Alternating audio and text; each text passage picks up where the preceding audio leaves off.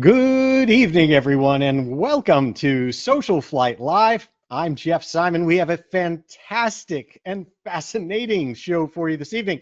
United States Air Force test pilot and NASA's first female Space Shuttle Commander, Colonel Eileen Collins, is here.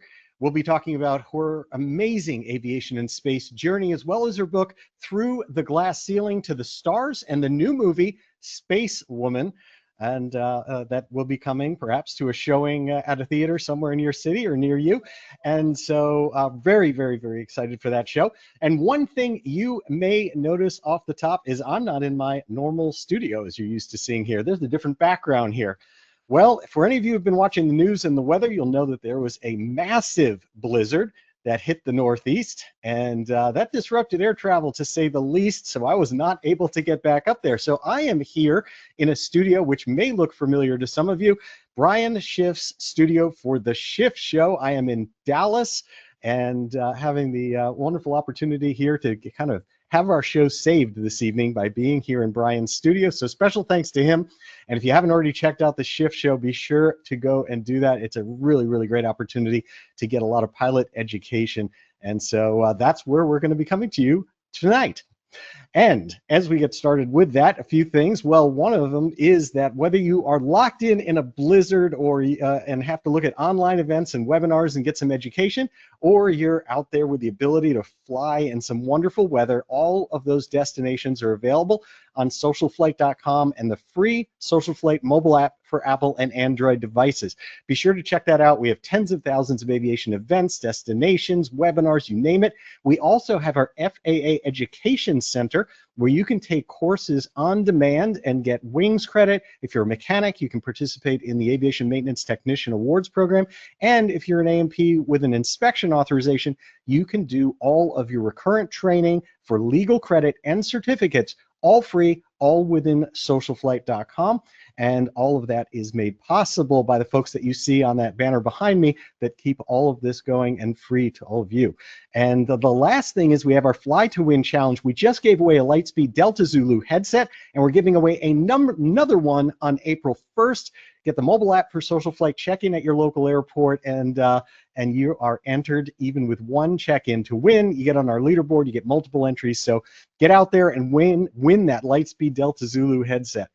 Okay, and then lastly, tonight's broadcast is brought to us by Michelin Aviation Tires and their amazing new pilot tires that we trust for every landing in SocialFlight's Bonanza. And I'll tell you, you really can feel the difference in those. They're fantastic, and they last a lot longer than any other tires out there. If you go to SocialFlight's YouTube channel, you can see a really cool video we did where we went up to Alton Bay, New Hampshire, and landed on the ice runway, the only legal FAA ice airport in the winter that's charted and everything. And there's a cool video of doing that, and those tires were absolutely fantastic for that. Now to tonight's guest. Colonel Eileen Collins her story is one of self-motivation and perseverance, breaking through barriers throughout her career. She is one of 4 women chosen for undergraduate pilot training at Vance Air Force Base, Oklahoma, as soon as the opportunity became available to women. As a flight instructor and test pilot, she's flown a myriad of aircraft, from the simple T-41 Cessna to the T-38 Talon and C-141 Starlifter. During the U.S. invasion of Grenada in October 1983, she flew her aircraft and troops from the 82nd Airborne Division from then Pope Air Force Base in North Carolina to Grenada, rescuing 36 medical students and bringing them back. And in 1989, she became the second female pilot in history to attend the United States Air Force Test Pilot School. In 1990, Colonel Collins was selected to be a pilot astronaut with NASA Astronaut Group 13, eventually becoming the first woman to command a U.S. spacecraft. Her NASA missions included a space rendezvous between the Space Shuttle Discovery and the Russian space station Mir, deploying the Chandra X-Ray Observatory, and most notably, commanding NASA's return to flight mission after the Space Shuttle Columbia disaster. During this mission, she became the first astronaut to fly the Space Shuttle orbiter through a complete 360-degree pitch maneuver, so astronauts on board the International Space Station could photograph the orbiter's belly and inspect for damage to ensure that it was safe for re-entry. I am thrilled to have her with us here tonight. Please welcome to Social Flight Live, Colonel Eileen Collins. Hello. Hi, Jeff. How are you doing? Thanks Thank you for so inviting much for me. joining us. I have to tell you, it was a real honor getting to spend some time with you out at the Living Legends of Aviation event where you were inducted, and it was, you really are someone spectacular to learn about and to meet in person. And I'm thrilled that you're able to join us here so I can share your story with our audience. Well, thanks. I'm looking forward to it. So one of the things that I'd really like to do is, one of the things that I found really wonderful about your story is, you know, a lot of people come into aviation and space almost inheriting it as through their parents and family and things like that, where they're just made aware of it from the very beginning. And yours is a story that doesn't follow that path. And I really resonated because I also didn't come from any connection to aviation. Tell me a little bit about how you got started and what gave you this drive to push through this.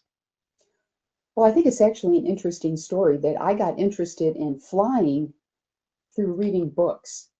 And I'm not sure that that's a very common story, but for me, it's true. No one in my family flew. Um, my mother would take us to the library and she would drop us off, and we'd spend like all day Saturday at the library, you know, rainy days or whatever. Eventually, when I got to be maybe a preteen, maybe 12 or 13 years old, I found the section on aviation and I started checking out books. I don't remember the name of all the books I read, but through middle school and high school, some of the books that inspired me, and I remember reading God is My Co-Pilot by Robert Scott, which is a story about uh, the Flying Tigers back during World War II. And I read a book, Fate is the Hunter by Ernest Gahn. And I read, I'll mention one more, and it's called The Stars at Noon. But there's two books with that title. The one I read was by Jackie Cochran, and Jackie Cochran was the woman that started the Women Air Force Service Pilots back in World War II. So she wrote a book about her life. She was also the first woman to go faster than the speed of sound. She was kind of like that with Chuck Yeager, apparently. And she was one of my role models. And, you know, reading about her and the Women Air Force Service Pilots. So that's really how I got interested. And I'm going to mention one other thing. The town that I grew up in, Elmira, New York, has the National Soaring Museum, and it's the site of Harris Hill where gliders take off and land. And there's a beautiful glider field that looks over Chemung Valley. Some of you may have heard about it, and I think the National Soaring Museum is really kind of its claim to fame. But as a kid, and especially at summer camp, I'd watch these gliders fly overhead, and you'd watch the tow plane take them up, and then you'd watch the gliders separate. And I would watch these planes and wonder, what would it be like to be up there? And my family had no money for flying lessons. And so that was kind of like golf. You know, I play golf now, but I had no money to play as a kid. So I figured if I'm going to be able to do what I want, I'm going to have to go work and save money. So I worked at a variety of part-time jobs. And by the time I was 19 years old, I had saved enough money to get a pilot's license, and I started flying myself at age 20. So that's kind of maybe a summary of how I got interested. I think that somehow I have a gene for flying. I don't know anyone in my family that flew. I think that there's more to it than just your experience. And I think that there's something in a person that makes them want to explore and go places and maybe take risks and do things that maybe aren't, I'm going to say, like things that everybody does. So that's a little summary of my backstory. Do you remember your first flight? Oh, yes. Yeah. So I went to a place called our FBO, our fixed base operator in Elmira, New York, was called AirCo for Elmira Aeronautical Company. And I was very nervous about calling them. I thought they would tell me, you're a girl, you know, you're only, well, at that time, by the time I called them, I was 20 years old. And I thought they would say no. So it took a lot of courage for me to call them And I remember saying, if you don't do this, Eileen, someday you're going to be an old lady and wonder, what if? So I called and they were wonderful. They said, come on up. We have Cessna 150s, we have Cherokee 140s, we have simulators, we have a ground school. Come on up. We'd love to teach you to fly. So I drove up there and I met my instructor, who would be my instructor. His name was A.J. Jones. He had flown F-4s in Vietnam. He was a great instructor. He got me in the simulator. They put me through ground school. I took the test. And you know how it goes from there. And he actually soloed me out. It was one of those trick solos where I went out one day just to fly, and I thought I was just going to fly with him that day, but we're doing a touch and go, and he grabbed my hand and he pulled the power off. And I'm like, what are you doing? He's like, pull over. You don't need me anymore. I'm getting out. And so he didn't tell me ahead of time I was going to be soloing that day. So I went up solo. And so the funny story from my first solo, why it happened on my first solo, I have no idea. I had already made 3 landings in this plane, but I called for clearance. I took off, and shortly after takeoff, maybe I was like 300 feet off the ground, my door popped open. And I'm by myself for the first time, and I was like, so my heart started beating like, whoa, okay, Eileen, you're not going to fall out of the plane. You got a seatbelt on. So I just reached out, shut the door, and continued with my flight. But I still remember to this day, I had my first in-flight, I don't know if I'd call it a panic, but it wasn't really a panic, but it was an in-flight malfunction I had on my solo. So not the most exciting story, but it That's was the time for me. that's a lot to take in on your first flight. It absolutely is. Although I have to tell you, I got such a smile on my face when you said that about how you did that, because that's exactly what happened when I learned and did my first solo, in terms of like, no warning. Instructors just like, pull over here, I'm getting out. Yeah. And I feel like they don't do that much anymore. Instead, it's like, well, Tuesday you're going to solo or something. And it's such a wonderful thing that's the way. They don't give you time to worry about it. You're ready. You've just done 3 of these. Like, now go do 3 more on your own. That's so cool. It's such a good confidence builder. I was never good in sports and I was really shy in school. And, I talk about it in my book that I stuttered when I was a young child. And I think flying just gave me this huge amount of confidence. And I'm so glad that I made that decision to go up to the airport or to call them and then go up there and take that first step. Yeah. Did you find similar, um, maybe not the same level, but similar types of accomplishment and getting to these cathartic moments throughout other points of your training, like the first time you were solo and going into instrument conditions, or something like that? I know that solo is usually the biggest one, but did you find that this whole path of aviation and space gave you multiple chances to go through those moments? I have so many stories. I don't know which one you want me to start with. Do Oh, you want you to go. hear stories? Do you want to hear T-38 stories, C-141? I am.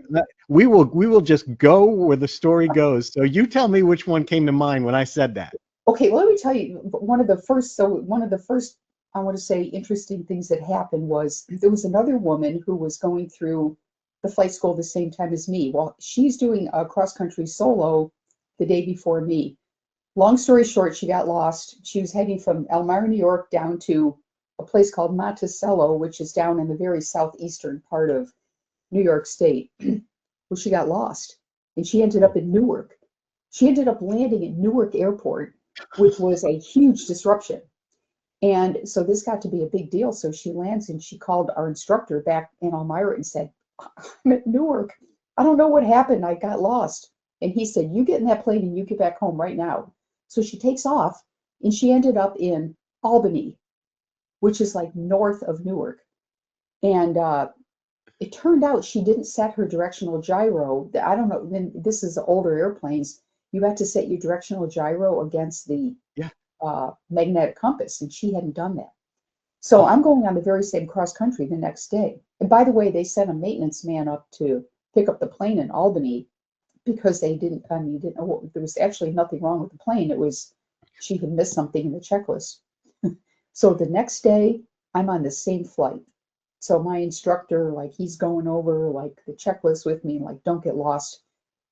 I will tell you, it is very hard to fly in New York State. Back in those days, in the 1970s, with very little ground references, with Catskill Mountains and just got trees everywhere. I almost missed that same airport the next day, even though I had set everything up. I remember I was at the time, I'm supposed to be over the airport. Where is it? Where is it? Oh my gosh, how did this happen? And I looked, and there it was. It was like half a mile uh, out my 9 o'clock, and I went, whoa, and I made a hard turn, and I came back and landed. So that was, I think, my first, it wasn't an emergency, but it could have turned out into something really bad. So sorry I spent so much time talking about that, but these are all these stories that I have throughout my flying. Many of them, uh, I could have died, mostly things like near midair collisions or ending up in thunderstorms and, maybe dealing with fog and having to shoot low approaches. I have learned that safety, I need to be very procedural, to stick to the checklist.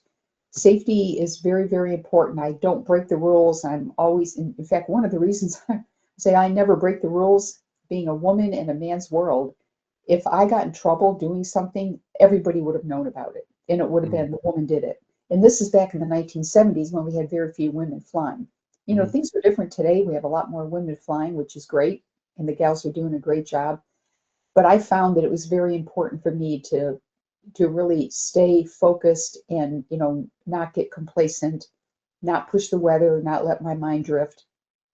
I found that that type of discipline has really helped me in my everyday life too.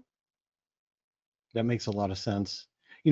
It's interesting that you mentioned that the way you first got into flying was to go to that flight school and go through those kind of traditional training aircraft. You didn't mention soaring though, as to what actually inspired you. What happened? Did that loop ever get closed? Yes, it did. I actually got my soaring glider license. I did it many years later. And the reason I chose to do powered flight first is the Air Force was talking about starting to accept women into pilot training. The Air Force, as well as the Navy, were running these test programs. Can women fly military aircraft? Mhm. And it was a test program that was just starting up, and I wanted to apply to be part of that. So I thought having the powered flight would help me more because of the way I want to say, compete for pilot training. Mhm. But I always did want to fly gliders. So years later, when I was in C-141s, it was like 7 years later, I lived in Vacaville, California, and so they do mostly ridge soaring out there. Um, Back in my hometown, upstate New York, it's more like afternoon lifties that the uplift that is really making soaring Yeah. successful in that part of the country. But in California, with all the winds that were blowing, this is over near Sacramento, you would soar along the ridge. And so I decided I was going to get my glider license, which is something I always wanted to do, and I did. So that was really challenging. I can imagine. Although when we get to the rest of your story, when you flew a little bit different glider, I'm sure that came to help you a little bit at that point. Tell me a little bit about how you then went into the military and got selected there, because I always find it interesting that the change that happened in the 1970s that you talk about, what of like, can, like you mentioned in phrasing it as, can women fly military aircraft? And yet we had a whole history of women flying military aircraft and transport pilots with the WASPs and the other folks out there. And in fact, even a book I'm reading now on the auxiliary aircraft that pilots the women that went over to Great Britain and flew during the war to transport aircraft in a war zone. And yet, what did you find? What was the program that they were going to reopen this question and see if it was possible? It started in 1974. It was the Navy, the United States Navy, that actually took the first women into pilot training as part of a test program. The Air Force followed in 1976. And they initially took 10 women off of active duty. So these were first lieutenants and captains that were, they were known entities. Their bosses knew that they had, probably had the skills. Some of them had their, I'm going to say, civilian flying time. So they went to Williams Air Force Base, and then there was another class of 6 the next year. I came the year after that in the 3rd year, but my group was in the first group to go through Advanced Air Force Base in Oklahoma, and there were 4 of us. And we were all right out of college. So that was kind of the next step. Instead of taking the women off of active duty, they were taking them out of college. Mm. And so the 4 of us, we were started Advanced Air Force Base in 1978. 4 women on a base of 500 plus pilots, students and instructors. And boy, did we stand out. You know, the No, flights no pressure. good and but you know, I loved it. I was so happy to have the opportunity to fly military aircraft. You know, I had mentioned earlier about reading books. I had read an awful lot about uh, military flying as well as civilian flying, but I had, you know, books on the Vietnam War had already come out, and I had read about the Korean War, World War II, World War One. You know, like Eddie Rickenbacker was like one of my heroes. You know, he's a World War One ace, and I followed these pilots, and yes, they were all men. And I also read about the women Air Force service pilots, but the combat pilots were all men. And but you know, I wanted to do that. And so it was just a great opportunity for me. So I went to pilot training with the goal, I'm going to be the best pilot I'm going to be. Forget the test program. I'm not going to put that pressure on me because you know, we knew that how we did would determine whether women in the future would be allowed to go to pilot training. And that's a lot of pressure, but I just try to focus on get through pilot training, be the best you can be. I studied, but you know, there really wasn't a whole lot to study. I don't think the material was all that hard, but what was hard was in the airplane. The stress of flying in the military, it's like, what's next? What's next? You know, you're always going fast through everything, and you're always concerned about your energy level and hitting your points and acrobatics, whether you're in the pattern. So what I did is something called chair flying, and I learned that in the military. It's where you sit in your chair like the night before a scheduled flight, and in your mind, you go through the entire flight beginning to end. You got your checklist there. You're going through the steps. Maybe you have the panel, a picture of the panel in front of you. Where are the switches you're going to be reaching for? What are the radio calls you're going to make? And going through that. And as I got more advanced in chair flying, I'd start throwing in malfunctions. Like what happens if I'm at the top of a loop and my engine fails? You know, what am I going to do? And then you remember, oh yeah, maintain aircraft control, analyze the situation, take proper action, land as soon as conditions permit. So all of these things, and by the way, I would memorize, like we have boldface for emergency procedures, so I'd memorize all that. I can still repeat the boldface today from 40 years ago. That's how ingrained I had it. And I think that is what got me through pilot training, was doing all this chair flying the night before. And the other thing that's interesting about military flying, I think it applies obviously to civilian flying too, is being ready for change. Like you can show up in the morning and you're going to go out and fly acrobatics, but oh, the weather's bad. You're going in the simulator. We're going to do instruments. And then you're like, oh, but I didn't prepare for that. Well, too bad. You're going in the simulator. And so you would have to really be prepared as much as possible. But on the other hand, be ready for change. And change used to like upset me, like, oh, I'm not ready for that. I really need to go practice some more. But I think I really learned to overcome that in pilot training and be ready for anything. In the military, obviously, you can get, you know, get sent out on alert. We had Alpha Bravo alert. You need to be ready to go at a moment's notice, and you need to go fast. You can't spend, you know, 10 minutes checking your brakes. You need to know exactly what you're looking for and do it quickly. So I think that'd be how I'd answer that question. That's fascinating. You know, it's interesting. We've had on Air Force Thunderbirds pilots with Blue Angels on the show who have talked about the chair flying and going through routines, but that I thought that was largely contained to them, like flying an actual routine and going through that. I didn't think about it in terms of actual regular pilot training. I say it got me through pilot training. It, you know, really doing all that chair flying, and you know, it's hard because you'd rather, you know, go out and play tennis, or you'd rather hang out with your friends, or you know, do something more fun. But the chair flying can be fun if you know, if there's, you can make it fun. Yeah, but it And by seems the way, to I me did that, the same thing in the space shuttle. oh, that I can imagine. Yep. It seems to me that that technique would even be applicable to regular general aviation pilots to improve safety if they are especially going into a new situation they haven't been into, flying into, you know, a big airport when if they haven't done it before, landing in a different situation or something that they know is going to be unique. The idea of either simulating it or doing it yourself in chair flying could really help people. I know when I got more advanced in chair flying, I would put myself in emergency situations where I was the hero and I like saved the airplane, you know, I'd save my student or, use your imagination. Yeah, it's good for your ego then too. I like that. Oh yeah. Oh yeah. How did you get selected for that program to be able to join that in that group? So for the Air Force pilot training, I was in ROTC, so my the colonel who ran our detachment up at Syracuse University, he came to me and said, there's this test program. Of course, I had already known about it, but he said, the test program, I would like to submit your name. And he offered it to me.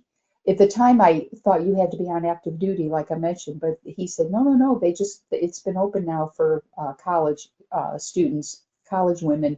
I'd like to submit your name. And I said, yes, sir, I would love to do it. And and that's kind of how I got into the program. And for me, it just happened, the timing worked out perfect for me. There were so many times in my life where the timing did not work. In this case, Yeah. it did work out. I seem to recall that you had an issue with your with getting through the eye exam portion of that. Oh yeah. And this is very common. You need to have perfect vision to go to military pilot training. Although at times when there is a big demand for military pilots, they'll relax the requirements a little bit. But back when I had to take the eye exam, I'm a senior in college, my left eye was 20/25 for distant vision. Everything else was 20/20. My color, my depth perception, my peripheral vision, all of that was good. But my distant vision was 20/25. And the funny story with that is when I got the bad results, my commandant of cadets, his name was Colonel Vernon Hagen. He was had flown in Vietnam, B-52s and F-4s, so he's kind of my hero. He came to me and said, I see you didn't pass your eye exam for pilot training. And now I'm still in college. And I was crushed. I was very, very, very sad about it. And he said, tell you what, I'm going to send you back in 2 weeks. I want you to rest your eyes, stop studying so much, take care of yourself. You're going back in 2 weeks. So we scheduled it. So I had heard that carrots are good for your eyes. So I went downtown Syracuse and bought a big bundle of carrots, and I ate carrots for 2 weeks, and my fingertips turned orange. I am not kidding. I ate so many carrots, my fingertips, both hands turned orange. And I'm not sure if carrots actually work or not, but I passed. I stopped studying so much, and I rested. I did eye exercises. I rested my eyes, and I passed the eye exam. And I still wonder to this day if Colonel Hagen didn't call out there and say, let her squint. I think he might have called out and said, because I did squint a little bit. And back in those days, Jimmy Carter was president, and you might remember Jimmy Carter had cut the budget for the military, so the classes at pilot training had been cut back.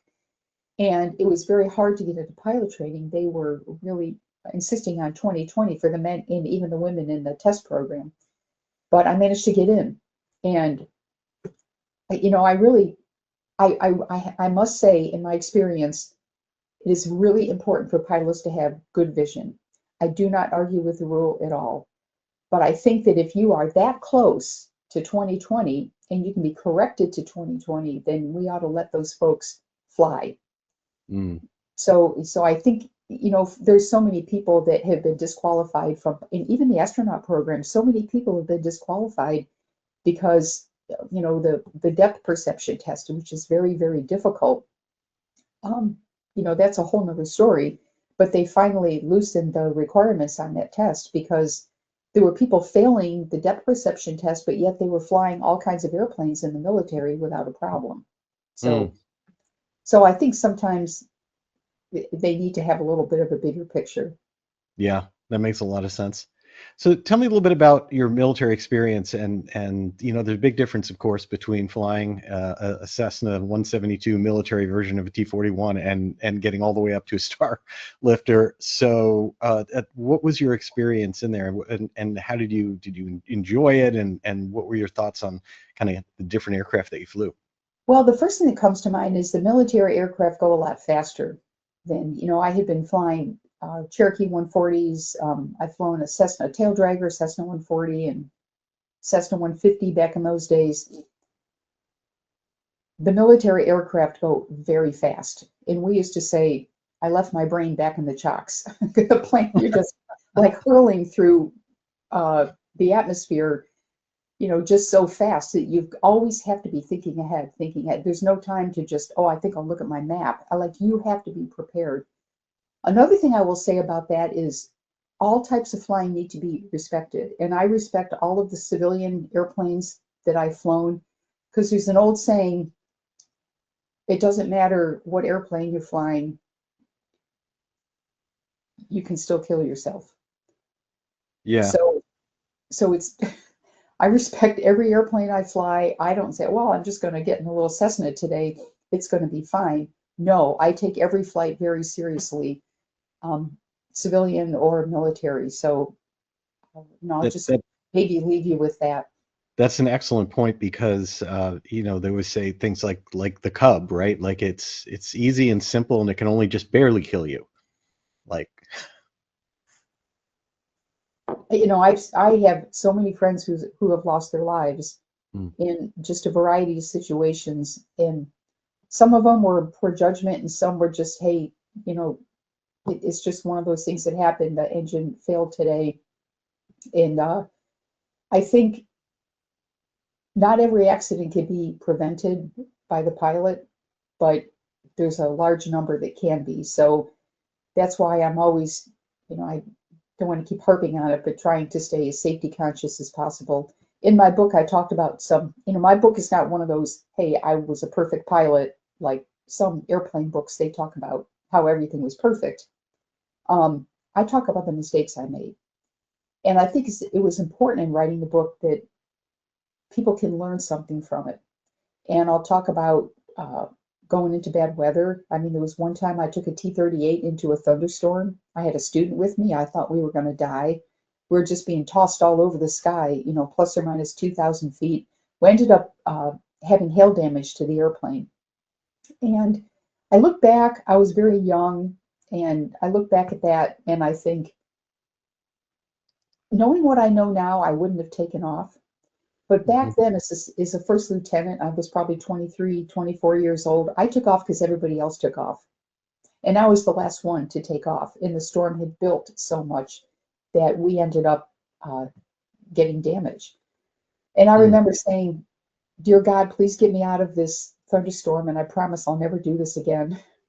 And so I talk about things like that, and I'll just talk about mistakes I've made. I actually talk about a 4-step process of dealing with mistakes. The first thing I do is I admit my mistake. The second thing is I correct it. The third, do something to prevent it from happening again to me or maybe to another pilot.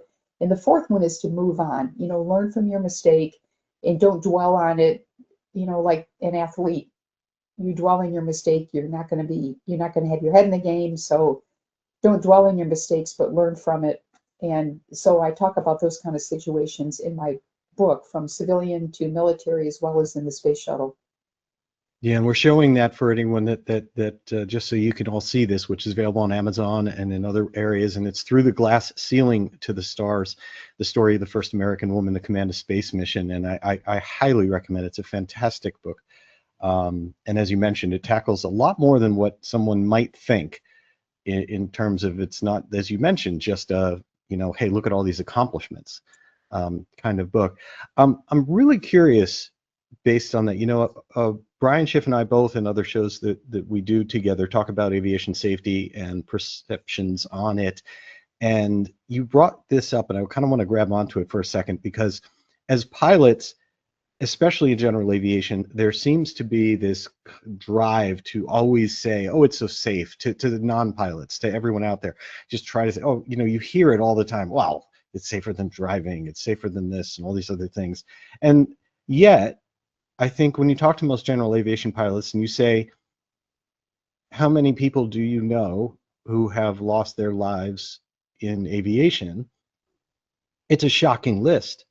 It's not short, and it's not incredibly uncommon. And that would belie the idea of what we're actually saying to people the reality is, and that it demands more respect. Do you have any thoughts on that? Well, yes, definitely demands respect, beginning with your training and then you following up with the decision that you make that day to fly. It could be weather, it could be, oh, well, the airplane is, it's just got a small little thing wrong with it, or um, the decision to go.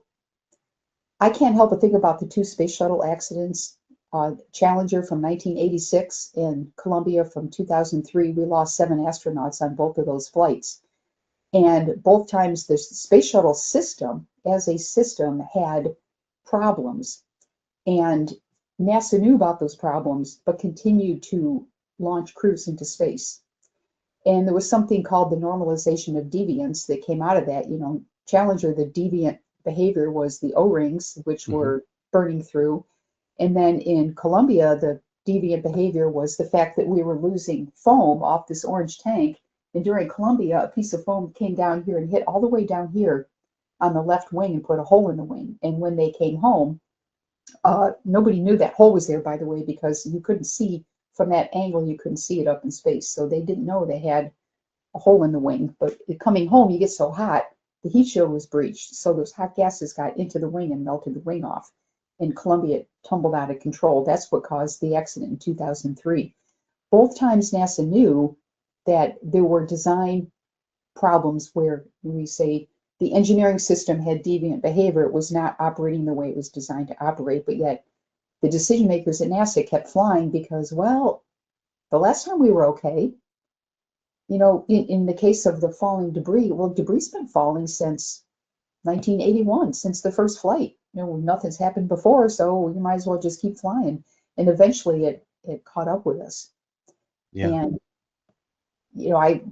I could go into more detail on that, but I think the bottom line is to me, to your listeners, is read about aircraft accidents. I know it sounds kind of grim, but there's so much that you can learn. One of the things we did at Johnson Space Center as a new astronaut starting to fly the T-38 is we had a class on every T-38 accident that had happened to astronauts.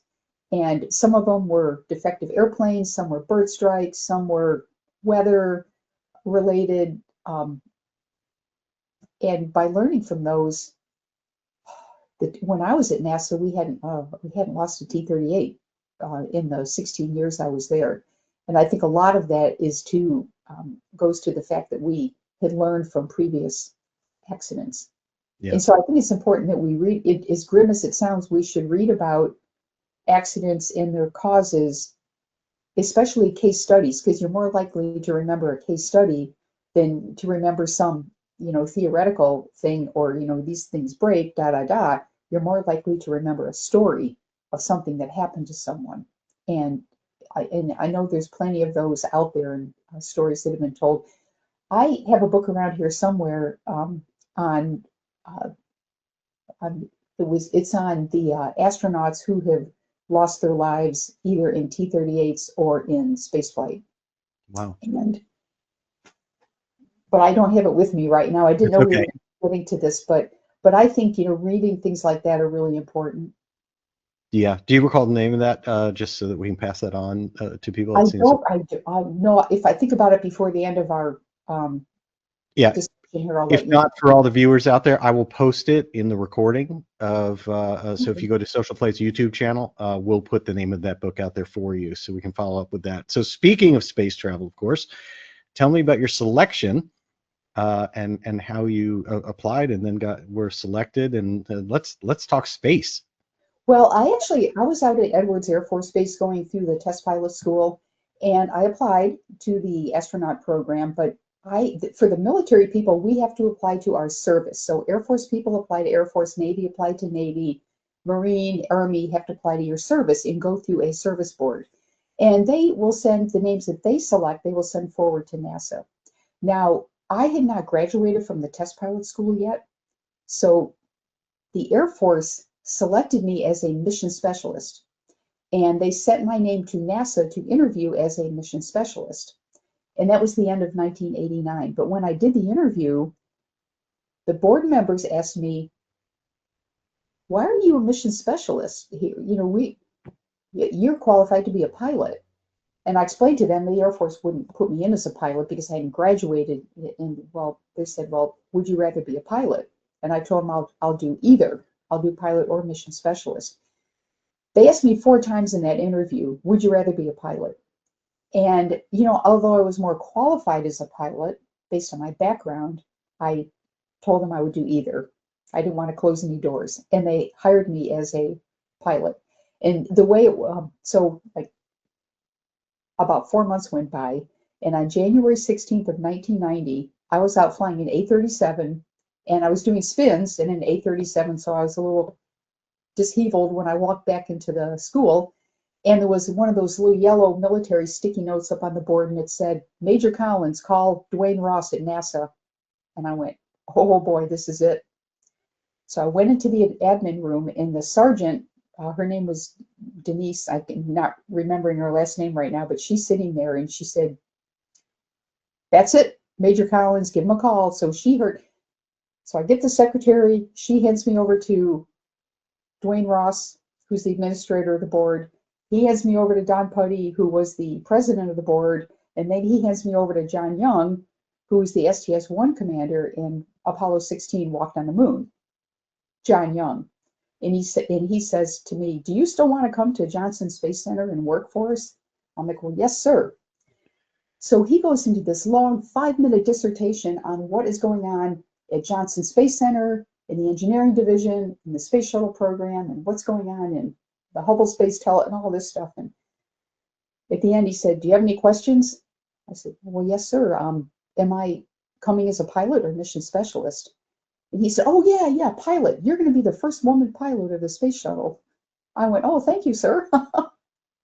And John Young ended up being a mentor of mine. He is the only Apollo astronaut that stayed at NASA in the astronaut office until his retirement.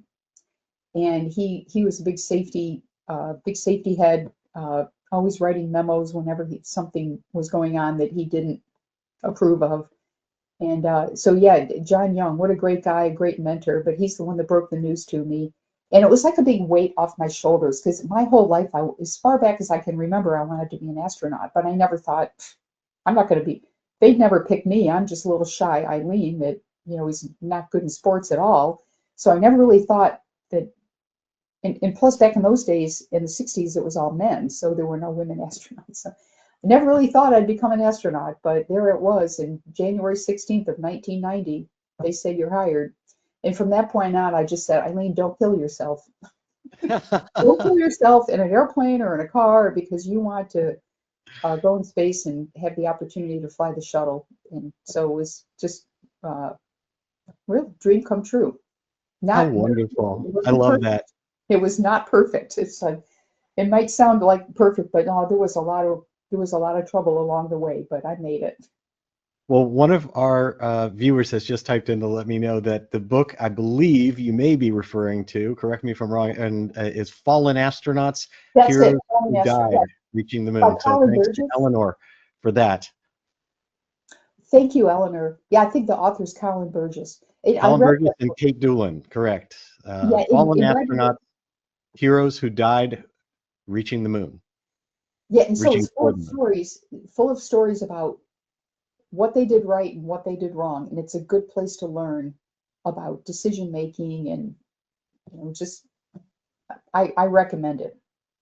So tell me what it was like. You land there at NASA and it is and it's in the cards that you're set up to be the first female pilot commander of a shuttle. I can't imagine what is going through your mind in terms of the responsibility, weight on your shoulders, and excitement. Well, it was a real honor. I would say, first of all, a real honor. It was a challenge. I was happy to have the opportunity to do that. And I knew that I was capable of it, having been through my military career and having been through test pilot school. And I will emphasize, I do not have a perfect flying career. I've made mistakes along the way, but I really think that I have taken my mistakes to heart and I've learned so much from them that it has done a lot for my confidence. And I felt very confident going in there. I knew that I was representing women throughout the world, frankly, although I didn't think about that every day. It was kind of in the back of my mind. And I was just so excited to go to space. I wanted to learn everything about the space shuttle. So I would be studying, everything like main engines, on-orbit propulsion system, even like things down to tires and brakes, hydraulic systems, fuel cells, electrical systems. I wanted to be Scotty from Star Trek that like knew everything. And then when something broke, I wanted to be like, I know what we can do. I can save the spaceship. So that's why I studied so much, because I really took a lot of pride in what I did. I do want to tell you a quick story about, I always tried to like push off the first woman thing, like, oh, just forget that. I'm here. I'm a pilot. Just I'm like the guys. There were 6 other pilots, men in my class, and I wanted to be work with them on the same level and etc. But a couple years went by after I had flown my first 2 missions. I got assigned as commander, and now I'm the first woman commander of a spacecraft.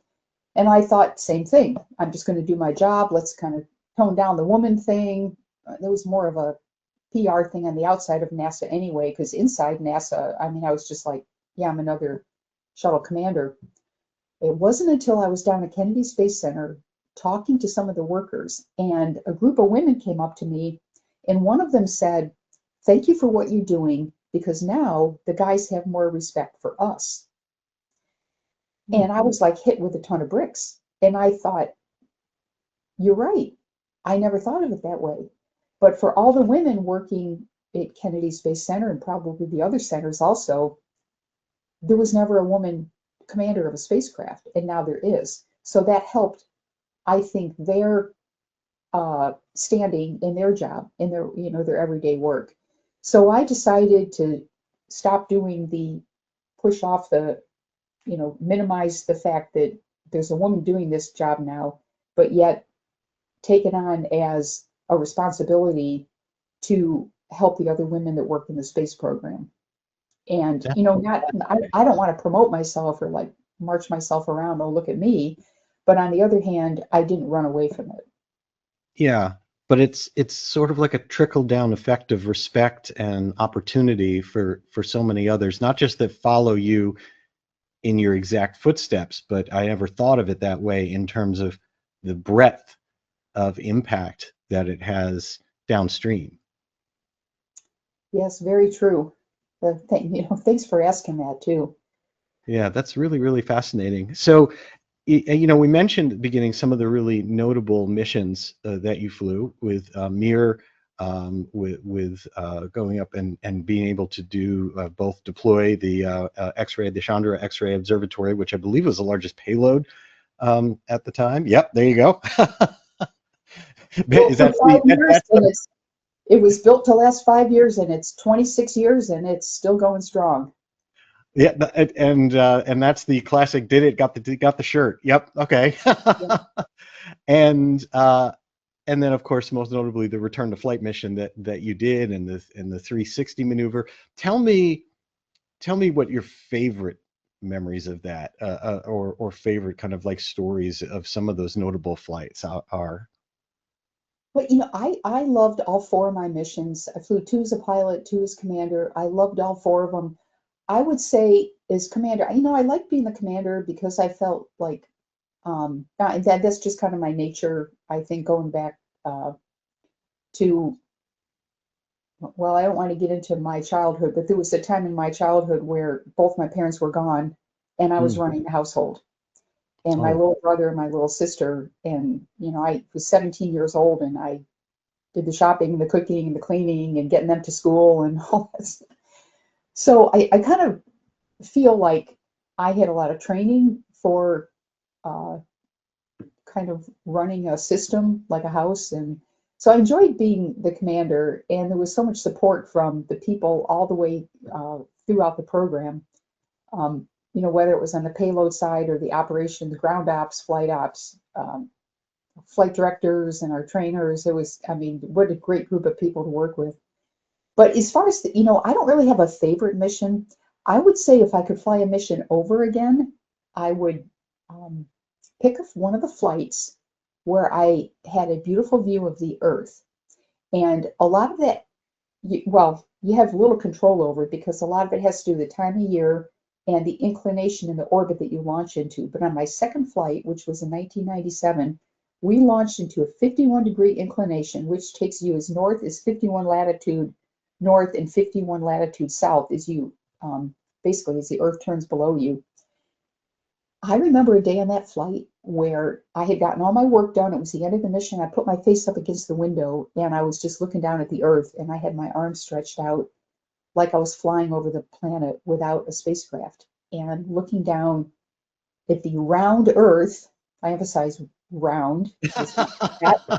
All these flat Earth people are just driving me crazy. Okay. I don't think we have any flat earthers on the program here. I think you're They good. exist. You're They good. exist. These are pilots. But you know, you go around the Earth once every 90 minutes and you go in and out of the sun, you know, sunset, sunrise every 45 minutes because you're going through the shadow of the Earth. And looking down our beautiful planet, our planet is blue and white. It's white clouds, obviously, and you got looking down at the continents, you think about all the history that took place over centuries. And especially my favorite place to look is the Middle East. And I remember looking down at uh, the desert in the Middle East and the Mediterranean Sea. You can see the Red Sea, the Persian Gulf, and think about all the history that took place down there, all the biblical history. You can see actually Jerusalem stands out from space. It looks like a little gray dot. And you can see like the Sea of Galilee and the Jordan River. And it's just, to me, it's kind of mind blowing. I have become more of a history buff after being an astronaut and flying 4 missions, and love learning about the human race and explorers from centuries ago. And when you look down at the Mediterranean Sea, you think about the explorers that, you know, the Greek explorers that went out in the Aegean Sea, and, you know, they didn't know what they were going to find. You know, maybe a monster would eat their little ship. And you think about the explorers that from Portugal and Spain, England, that went across the Atlantic Ocean, Captain Cook, you know, people like that. And I've just become very interested in exploring. And I think that comes from my time in space. And I just love reading history. When I was a kid, I read a lot of science fiction. In fact, I read tons of science fiction. And I like to tell people when I was young, I read about the future. And now that I'm old, I read about the past. So I read about things, but I still read science fiction. And by the way, I'm going to put in a pitch for books. I mentioned earlier about going to the library as a kid. These kids today, they're scrolling on their phone, and I tell these kids, scrolling makes you dumb. Like, get off your phone. Books make you smart. Get a book, go in the corner. Books work on your imagination, they work on your creativity. It minimizes your anxiety to be in a book versus on a phone.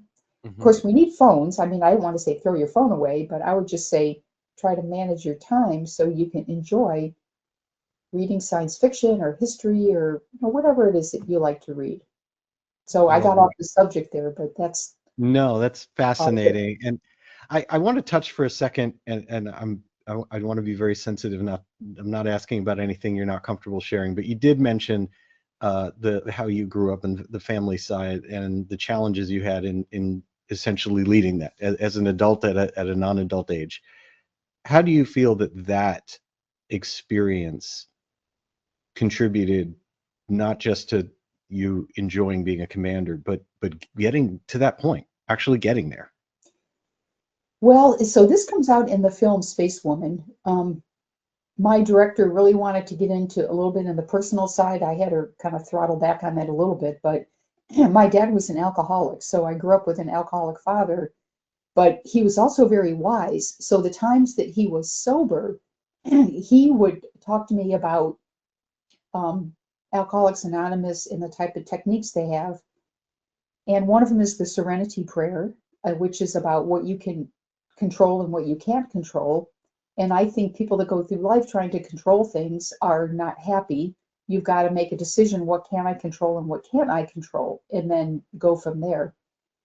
And my mom was also very wise. She was in the hospital when I was in high school, and with my dad out of town and my mom in the hospital, I, you know, ended up just being kind of running the family there, and it was only for a couple of months. But then when my mom came back, she wasn't really able to take care of herself, so I ended up taking care of her also, along with my siblings, not really knowing what was going to happen in the future. But again, I think that going through life and the decisions I've made, I can put a lot of pressure on myself trying to control other people's behavior, and you can't always do that. I couldn't stop my dad from drinking, and I could try my best, but when he ended up falling into another drinking again, I learned you can't blame yourself for that.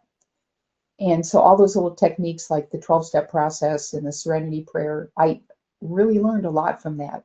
And I also learned with my dad talking to me all the time, I learned a lot about how men from his generation think. He was in World War II and he had a really tough life and, come from Irish Catholic heritage. And they didn't have a lot of money and life was tough. So I think all that really helped, my parents and their experience all really seriously helped me in the leadership side. I don't think it helped me becoming a pilot because that's more of like hand-eye coordination. But I think when it came to the decision making and the leadership, the experience I had from my parents' problems really helped me, I think, be a better leader once I was in the military. That makes a lot of sense. I mean, having been through what you described, which is, I'm not even sure that you're giving it due credit for how hard that really is at that age of what you did. But One even of the as, quotes, one of the quotes that my director took out of my interview, and she put it in the trailer is, "Until we are tested, we don't know what we're capable of." And I guess I did say that, but that just sort of came out in my interview, and she pulled it out and put it. In fact, it's in the trailer. If you want to search Spacewoman trailer, it's a little 2-minute blurb on what the movie's about. And by the way, Spacewoman won't be streaming until the summer. We're still doing theatrical releases around the country, but hopefully it'll be streaming. It's definitely going to streaming. I just don't know when and where yet. yeah, no, that makes a lot of sense, and it takes confidence even to be a pilot. Aside from hand-eye coordination, if you don't believe in yourself, then you're not going to respond in an emergency. You're not going to feel comfortable. You're not going to feel safe. And so I have to believe that those challenges that you grew up with contributed to. And one other thing, so I'm a parent, I have 2 kids. I always try to protect my kids because you just do that as a parent. But you don't have to protect them from everything. They need to get out there and make mistakes, and it's like risk management. You don't want your kid to get in trouble or get hurt, but yet you don't want to hover over them all the time. So you have to decide what's the balance there. And as a Mm, parent, that was tough for me. And I think I probably ended up hovering over my kids too much because it's a different world today. But when I was a kid, my mother would kick us out of the house, like everybody out, get out of the house. And like we walked to school. I would never let my kids walk to school. I think they'd be kidnapped or something. But back when I was a kid, you walked to school unless it was raining. You might get a mom will give us a ride if it's raining. I mean, it'd be snowing out. They're like, go out and play. We were kicked out of the house when it was snowing out. Like my mom, there were 4 of us, and my mom's like, get out of the house. You're all too noisy. So that makes she sense. didn't know where I was half the time. But there was a different world back then. I'm not encouraging people to do that. I think what we should do is, give our kids enough freedom so they learn how to make mistakes and learn from it on their own, but yet they stay safe in our own eyes, that we don't let them get hurt. Oh, that is music to my ears. I really believe I agree with you. I mean, similar generation of kind of the latchkey things and the things you learn from it and the experience you have with that independence. I tend to think of it to some degree as like kind of water building up behind a dam. And if you don't challenge them, your children, if you don't let them have those risks and make mistakes and learn from them when they're small with small mistakes, you can't be there forever. You can't protect it forever, and it just builds and builds and builds. So do you want them to have those mistakes and challenges along the way and learn and grow the confidence and skills, or do you want to wait till the very end and see it burst when they're on their own and have to handle the biggest thing? Yep. Yep, that's a very good point. I used to tell people, this is a joke, by the way, but I would tell people the best training to be a shuttle commander is to be a parent because you have to know how to say no. That So, is so that true. is that is a joke, but there is some truth to it because you only have a limited budget. Like you can't do everything. But that's a good point because again, if we go back to the concept of aviation safety and the things that we really want so much, whether it be commercial accidents that have happened, or whether it be personal flying or anything, or as you mentioned, the normalization of deviation that can happen, it's it's hard for people to say no, and having the skill to do that is what saves us. That's when we're home that night instead of something else. Yep. Well, that's absolutely fascinating. I do want to make sure, if it's okay with you, that we get to our Social Flight Fast Five with you as we come towards the end. And so, would it be okay with you if we do this Let's little go. experience? Okay, I have no idea what Jeff is going to ask me. that's right. I haven't given you Ooh, anything. Don't so worry, I'm don't worry. nervous, but go I ahead. promise. I promise. I'm a big fan. We're going to be okay. Okay, Colonel Eileen Collins, United States Air Force test pilot, NASA's first female shuttle commander. This is your Social Flight Fast Five, 5 questions for people just to get to know you a little bit in a short period of time. And I'm going to start easy on you, no worries. And that's going to be, you've flown a lot of different aircraft along your journey, everything from unpowered flight all the way up, of course, to the shuttle. And of that, is there something that just comes to mind as like, boy, that's where I'd put myself in the cockpit if I could, just for a minute right now? I'd go to the moon, Tell land me. on the moon. That's what I would like to do, but I wasn't born at the right time in history for that to happen. But I would say Okay, I would love to fly to the moon and land on the moon or Mars, which is much farther in the future. Either one of those. love it. Excellent. Okay, question number two. During all of your experience, was there a particularly scary or impactful moment, whether it was flight training or whether it was with the shuttle or anything like that, or even something unrelated? Was there some type of a situation like that that you found impacted you, and you learned something from, you carry forward to this day? There's so many of them. I'll share one of them with you. I was flying a Cessna 172 T-41 Air Force version, and we took off out of New Braunfels, Texas, heading north. And our destination was in Colorado. And I was in the left seat, so I was technically the aircraft commander. But as we headed north, the ground is getting higher, the clouds are getting lower. We were on a VFR flight plan. And I said to my co-pilot, I think we need to turn around. And he said, nope, nope, the weather's going to get better. Let's keep going. I was very nervous, but we kept going. And several minutes later, I saw a tower, those communication towers over there on the left side, and that wasn't on the map. So we hit straight off of our plotted course, and we're VFR, by the way. We need to be 500 feet below the clouds. And we were barely 500 feet below the clouds. I said, we need to turn around. And he said, nope, let's keep going. I turned around. I turned around anyway. I was the aircraft commander. It could have been the other way. I could have been in the other seat, and then he would have been the aircraft commander. But I turned around. We went back and landed at New Braunfels. And to this day, I think that we could have died because the weather was just deteriorating, and it wasn't. Back in that was a long time ago. The weather reports were not near as good back then. I still think about that today. It still kind of gives me the shivers when I think about the fact that we could have been a smoking hole in the Texas Hill Country. Mm. And it's a hard decision to turn around. But there's many other stories I could tell you, but I think that one, for many of your listeners, sometimes you have to turn around. Yeah, that's very, very good advice and a very powerful experience. So I appreciate you telling me that.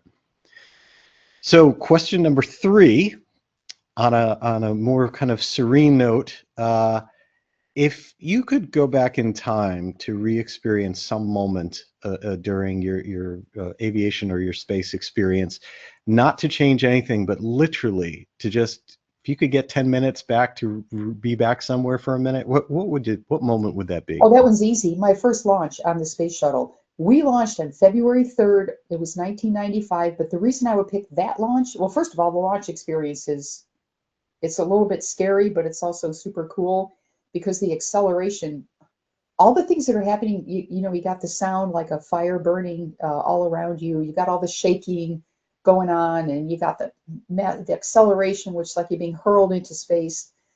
The reason I would pick and by the way, my first three launches were at night, so it's like you're flying through a thunderstorm, although you're not. Um, February, you have the high altitude jet stream up there at 30, 40, 50,000 feet. When the shuttle flies through the jet stream, it's in an open loop control system, but it's trying to maintain an attitude. And so with the winds blowing you around, you've got the thrust vector control, it's rock and tilt and it's slamming around. And I'll tell you, my first launch, we were just getting, I'm going to say, trashed all over the place, back and forth and right and left. And it was pretty overwhelming. My other three launches were in May and July, and it was much smoother. And the only thing I can figure is the winds are different. And sometimes the solid rocket boosters, these white rockets here, they're poured. Sometimes the way they're poured will affect how much shaking you have. I'm not sure. Someone told me that. I'm not sure if I believe it or not. But I would go back and fly my first launch over again, knowing what I know now. I mean, it was so cool. And that when I went to sleep on orbit that night, I hardly slept at all. I kept running the launch through my mind over and over again because I didn't want to forget any of it. And by the way, William Shatner, he flew on that Blue Origin suborbital flight. He came back from that flight and he had the best quote ever. He said, "I hope I never recover from this." It was like the best line ever. So that's how I feel about my first. I hope I never recover from it. So that's my Oh, answer. that's wonderful. I love that. All right, question number 4. If you could go back in time and give some advice to your younger self, the young Eileen in your teens or in your 20s, knowing what you know now, what would you say? Okay, so I've been asked that question before and I have never come up with a good answer. I don't think I would give myself any advice. I really don't. Um, I just learn it. Like mentioned, I made mistakes. I managed to survive all my mistakes, came out stronger on the other side of those mistakes that I made. So I'm not sure if I would give myself any advice. Now, if I could give advice to young people today, um, it would be put your phone down and read books. I mean, there's so many other things I can tell them, like dream big, and I mean all this general stuff like believe in yourself and dream big. I mean, all that is important, but I like to give like concrete advice. I really think that reading books has been wonderful for me in my ability to lead. And it's all about reading the right books. You don't want to, read a bunch of garbage, but read classics and read books that maybe are recommended that are about like leaders, whether it's, the explorers from, throughout history or people that were, maybe astronauts in the early days, maybe pilots in World War II, and, maybe even presidents from the past. And there's so much that we can learn from history. And the other thing about science fiction, it made me dream, it made me, I think more creatively and have more of an imagination. So that's what I would say is read books. The I love advice I that. give to people today. All right, now last question, question number 5. If you could choose anyone from the past, present, future, with us, no longer with us, anything like that, anyone to spend some time with, have an opportunity to chat with, who do you think might come to mind? Well, in the aviation world, I would want to meet Orville Wright. Now, I went through, and I'm going to stick to the aviation world here because that's our audience. There's so many other people I could mention, but about a year and a half ago, I went through Orville Wright's home in Dayton, Ohio, which I thought, oh yeah, I'm going to go through Orville Wright's home. That sounds kind of cool. But it was really, I would say, going through his home, and part of it is preserved exactly the way it was when he lived. he was an inventor, and you can see his other little inventions, some that worked, some that didn't. And I also read about his history, his life. And another little interesting fact, when I bought my first car in 1976, this is way back. Actually, I bought the car in 78, but it was a 1976 Datsun B210 with a stick, manual shift. I named it Orville, and I named it after Orville Wright because I thought he was kind of a cool guy. I like inventors. Another one would be Thomas Edison. I read a book about him as a kid. It was called The Wizard of Menlo Park. I don't know if the book still exists, but I think inventors and explorers, I would put in that category. But I just happened to pick Orville Wright. This is a aviation group, so I love it. that probably applies. That's fantastic. And I want to ask you one other question that's maybe not part of the 5, but I have to ask you this because you mentioned something really fascinating about looking down when you were up in space and seeing things and how, looking at history. We've spoken to other astronauts, and there seems to be a theme that something changes when you get that perspective. Did you feel that your outlook or the way that you approach things, is there a before space, after space for you? Yep. Of some way? Can you tell me about that? Yes. Yeah, there definitely is. And I don't know if it's like, oh, I finally reached my dream and I can stop stressing out so much in my life about, what am I going to do next and da da da. I remember, I think I would have to, let me just give you a general change first. There are things in life that are more important than I know details are important, but stressing out over little details. And I'll give you an example. I was driving into work. The first time I drove my car after coming back from my first mission, I'm driving into work and some guy like cut in front of me. And I thought it was kind of dangerous the way, and in the past I would like get mad at that person and it would upset me. I don't do that anymore. They can cut into me if they want. I just like back off and give them all the space they want. So I don't get involved with like traffic stress. This stuff just isn't important. I picked that as an example, but there's a lot of other, I think I've really learned in my life to focus on things that really matter. And I've heard people use the word existential or, like something that like really matters to the rest of the world versus, I got a hangnail and I'm just spending all day worrying about my hangnail. Like, it doesn't matter. Like, the stuff that really doesn't matter, go ahead and take care of it, but don't like waste all your brain cells on things that don't matter, that you have no control over. And I think that for some reason I sort of changed after my first flight in that respect. And I think I slowed down my thinking a little bit, and I just tried to enjoy life versus, checking off the next thing in the checklist that I needed to do to get myself up into space. And so I think that's what probably the biggest change.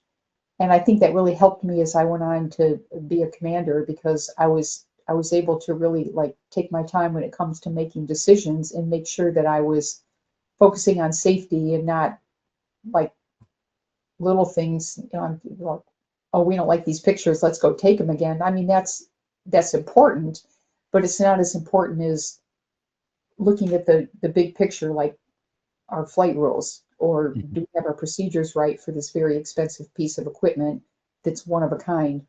So I think setting priorities and knowing what's important. And I think you have to, you can tell people that, but until you go through your life and live your life and have experiences and make mistakes, you really need to do that to get, I would say, the wisdom that you see in, older people, grandparents have a lot of wisdom. And it's important to listen to people that have lived a long life, because they've got a lot of important things to say. And a lot of times we don't do that. Yeah. But it's important to do that.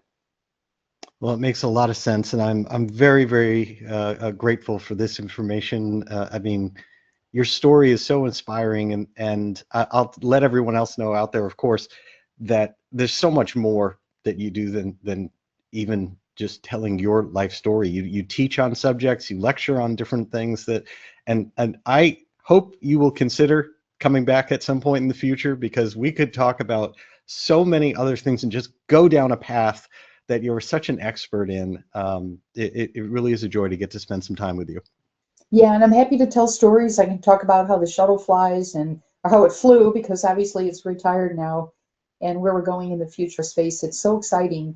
I'm not part of it anymore, but I'm really excited for the future astronauts and where the United States, our international partners, are going in the future. And it's exploring. It's just so cool. It's just such a great world that we live in. I'm still very optimistic, and it's a good thing there's a lot of stuff in the world that we don't know about, because it keeps us curious and keeps us working hard to learn as much as we can. But anyway, thank you, Jeff, for having me on, and I'd be happy to come back. And thanks for the I'd question. love that. And I'm going to take you up on that and on how the shuttle flies. So for everyone watching now, if you want to know really what it's like about how the shuttle flies, we will book another date and do that. So Colonel Eileen Collins, thank you so much for taking time out of your evening and your wonderful life to join us here on Social Flight Live. I do appreciate it, and I wish you the best. Thanks. And to all of you, thank you for everything that you do for general aviation and the rest of the world out there. And thank you for taking time out of your evening to join us here on Social Flight Live. We'll be back next Tuesday, that's March 3rd, with legendary movie stunt pilot Kevin LaRosa Sr. We've had Kevin LaRosa Jr. here on the show, who does amazing things, did Top Gun, Maverick, all these other things. But the real story, I will tell you, is where that family lineage comes from, and I cannot wait to have Kevin LaRosa Sr. join us here on Social Flight Live. That's next Tuesday, March 3rd.